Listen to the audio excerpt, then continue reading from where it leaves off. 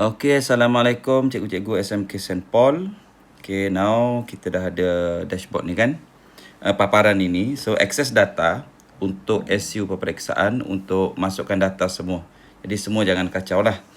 Kita pergi kepada buka analisis, dia akan pergi kepada external ni. Okay, just klik je, dia akan keluar paparan dashboard akademik. So, saya dah setting semua. Dia akan jadi dashboard akademik SMK St. Paul. So, kita ada data PPC. Yang ini adalah merit. Merit ni adalah berdasarkan kepada pengiraan untuk masuk universiti lah. So, saya dah cuba untuk buat yang terbaik untuk yang ini. Mungkin boleh double check kat sini lah. Okay, untuk akaun individu, nanti dulu kita tengok 4C dulu. 4C adalah kombinasi 4C bagi 4 subjek, iaitu BMBI, Math, Sejarah. So, TOV tak ada. So, kalau pergi dekat AR1, dia akan keluar senarai nama. Cikgu ada 10 orang yang combination 4, minimum 4C. Dan di sini ada yang potensi 4C. So, bergantung kepada sekolah, cikgu boleh sebenarnya nanti kalau ada request untuk grupkan ni, boleh bagi tahu saya lah. Cuma saya grupkan macam ni. Bila saya kumpulan satu, dia akan keluar yang satu mata pelajaran sahaja yang tidak mencapai C. So, kalau kat sini paling banyak matematik lah. Ada sekolah dia buat kombinasi BMBI, Sejarah, 3 tu. Lepas tu, Math dia yang tak C. Okey. Bergantung kepada sekolah. So, ini keseluruhan secara umum. Dan kat bawah ni, kita boleh grupkan murid mengikut markah. Katakanlah kita nak markah antara 0 hingga 19. So, kita boleh pilih mata pelajaran lah. Bahasa Melayu contohnya. Dan untuk peperiksaan, TOV tak ada markah lagi. Kita pergi dekat AR1. Okey. Klik mana-mana, dia akan keluar. Seterusnya, kumpulan murid. Kumpulan murid ini adalah merujuk kepada, ini ada grade potensi. Grade potensi ni nanti saya akan terangkan kembali. Cuma dia ada ranking mata pelajaran, minimum C, TH, G, DE dan seterusnya lah. Kalau saya klik ranking mata pelajaran, katakanlah saya nak mata pelajaran ranking Bahasa Melayu, TOV tiada markah. So, kita pergi dekat AR1. Dia akan keluar semua susunan mengikut ranking mata pelajaran lah. Dan di sini kita boleh print sebenarnya. Okey, yang print tu nanti dulu. Ayah, terbuka balik. Okey. Oh. Okey, kejap sabar. Rasulullah iman. Dia keluar balik sudah. Okey.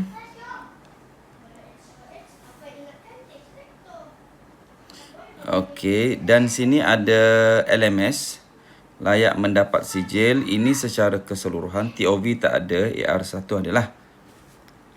Okey, ini adalah LMS yang tidak layak mendapat sijil. Ada, kalau ikutkan kat sini ada berapa orang ni. Nanti cikgu pakai website lah. Okey. Nanti dia akan boleh tu ni, boleh scroll. Boleh scroll sudah. Ada 55 orang. So, kita ada graf. Graf ni tak penting sangat. Yang ni ada calon, TH ni adalah calon cicir sebenarnya. Okey, cikgu ada murid yang cicir, yang tidak ambil peperiksaan. Dan kita ada juga murid yang gagal semua mata pelajaran. Dekat sini. Dan cuba tengok ada tak murid yang tidak dapat dikesan. Sorry, jejak murid. Maksudnya mungkin dia pindah kelas. Okey, tiada. Atau pindah sekolah, tiada. So, cikgu ada sekarang ni ada 17 orang yang gagal semua mata pelajaran, termasuk yang tidak hadir. Dan ada executive report. Executive report ni adalah keseluruhan. Kalau kita nak DP, biasanya kita akan pergi kepada keseluruhan ini. Cikgu nampak ada sudah GPS untuk AR1 iaitu 6.41. Kita boleh muatkan prestasi tingkatan. Dia akan keluarkan satu jadual yang mana dia tunjuk setiap tingkatan berapa dia punya GPK ataupun GPT. Lepas tu kita boleh keluarkan semua prestasi mata pelajaran. Dan untuk ke atas ni sebenarnya kita boleh klik dia dan dia akan keluar analisis untuk keseluruhan itu. Dan juga ini pun dia akan keluar analisis juga sebenarnya untuk kelas 4 amanah ini, 5 amanah ini. Dan yang ini kita ada prestasi mata pelajaran semua GPMP dia.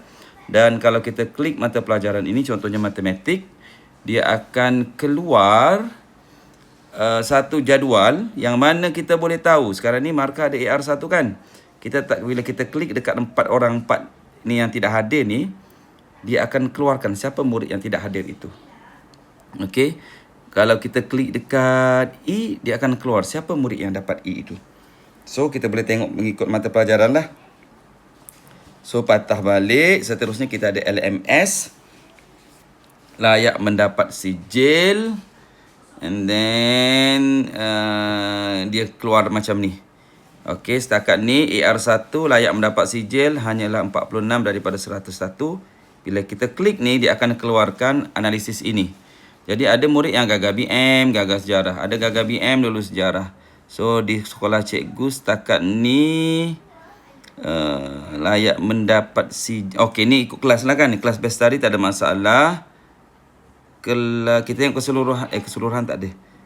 Kelas bestari ada yang gagal lulus BM, gagal sejarah. Bila klik, kita tahu ada 9 orang kat sini. Okey, so prestasi minimum C ini secara analisisnya kita boleh buat untuk DP lah. Dan akan keluar yang ini.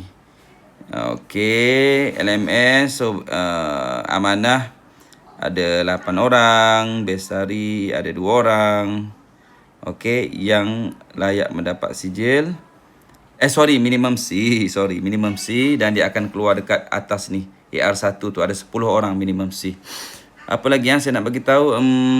Ni postmortem. Postmortem ni adalah untuk nanti lepas SPM dia akan keluarkan. Sebab dia tak keluar ni sebab data ETR cikgu kosong, jadi tak akan keluar.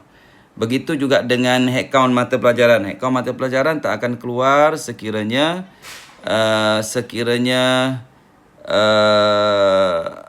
ETR kosong.